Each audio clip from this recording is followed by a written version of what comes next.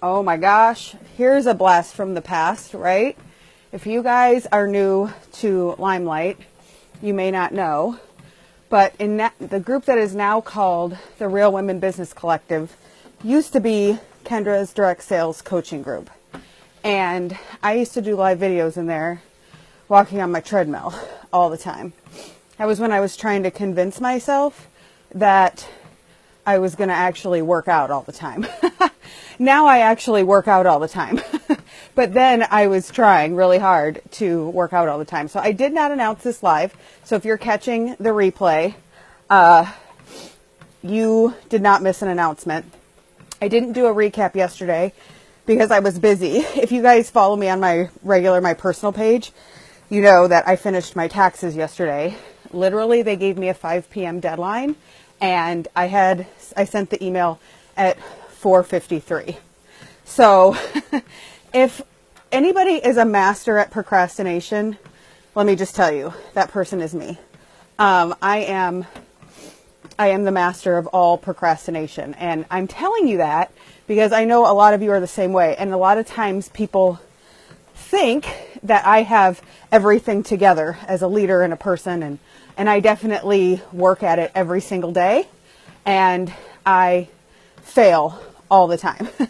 So just keep working at it every day. If you're one of those people that procrastinates off your priorities, just keep working at it. Self-development is such a big part of direct sales, so make sure you do it. So I want to just give you a quick day 5 and 6 recap. I have the roadmap updated at this point. Thank you to everyone that has been calling me out when things aren't correct. Like when I have pasted the incorrect link or when the info isn't there. I really appreciate you asking those questions and making sure that the info is correct. So if you see something that isn't right, please, please, please put a comment and say, hey, this link is incorrect, or did you know this or that isn't right? Because first of all, if it's not correct, that's just usually me trying to do 700 things at once, like we all do, right? So make sure you call me out when things aren't right, and I will be more than happy to change it. So yesterday I was in tax prep hell, and then we went out to dinner with my sister, and Kat was at her daughter's play. So we didn't have a recap yesterday. So yesterday was all about online parties. Here's what I want you at the end of the day to understand about online parties. We posted several resources for you to get the inspiration going on your online parties. And that's what I want you to understand, is that all of this is to inspire you to create something that works for you. So put that in your mind. If something isn't working or didn't work or flopped, first of all, everyone has the flops. Everyone has events that nobody shows up to. Everyone does online parties that completely suck and have no sales. But what I would encourage you to do is to think about your sales, or to think about your goals when you do an online party or an in-person party, and don't make your goals only about sales. I think sales is a great step 1 goal to have. But your goals also need to include, like, how many connections you make, how many friends you make, how many people you get connected to, and how many people that you introduce the product to. And know that when somebody's added to an online party, even if they never participate or like anything or buy anything, they're getting exposure to you and your brand. So show up as your brand. Show up as who you want people to know you to be. And that is a little tip about knowing how to brand yourself, is that you just have to show up as the person that you want to be. I hate fake it till you make it, but it's kind of true. When you show up as that confident leader, whether you're doing a party or recruiting somebody, people are much more likely to respond to you. And it's all practice. Even when an online event or an in-person event fails, it's all practice. So don't, exactly, Diana, that is such good advice. Learn from it and move on, but learn from it and apply your lessons to the next time. So exactly, don't think of it as failure. If you walk away from any party, or online or in person or otherwise, if you walk away with the only feedback to yourself that it failed, then you didn't do your job to begin with, because your only job is to learn from it. And, one thing I learned, for example, is I don't do giveaways pretty much ever. On the very rare occasion I now will, and by very rare, I mean like once or twice a year, I will do some sort of a giveaway. Because what I found is, and I think this is true for consumers in general, because I used to do a lot of giveaways. When I'm constantly giving things away, people only show up when they're going to get something from me for free. They're not there to support me in my business. They're there to get something for free.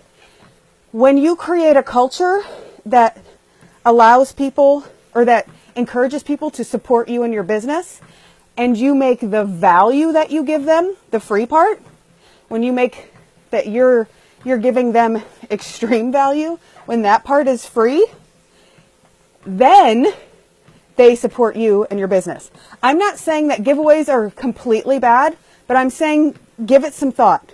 If you're finding yourself like I did, always giving stuff away and not getting sales reciprocated, then it's time to make a change. Then you say, well, that doesn't really work for me. So I really had to change that. And then it took a really long time for my customers to get in that supportive role. So today, your focus is on setting up an online party. I really want to encourage you to set one up if you didn't. I want to encourage you to ask your upline or sideline sister to support you in the process. Maybe you can find somebody or a group of people on your team. Maybe you can get a group chat going, and you can all be doing an online party at the same time and support each other's online party by attending and participating. That might be a good idea for you. Definitely see what you can do about partnering up if it makes you nervous. And I'm also going to say this, and I will say this through this entire process. I want you to be uncomfortable, but I don't want you to be inauthentic to yourself. So if it's not the right time for you to do an online party, if you want to give it some more thought, but don't take more time and give it more thought out of fear. Do what's authentic to you, but don't sit there scared. Get in action. Don't get in action. In space action. When I say those two words next to each other, I feel like I'm telling you to be not in action, which is not what I'm saying. So anyway, that's my advice for you. The other thing that I want you to do, and I want you to listen really closely here to me. I want you to get your product manuals out, and I want you to sit and watch the most long and drawn out. Don't sit and watch. Put your earbuds in, listen to it while you're doing the house, taking a drive. Cleaning the house is what I meant to say. Taking a drive, walking on the treadmill, get some exercise in. And that is awesome, Diana. And get yourself knowing your products. If you use, this is something that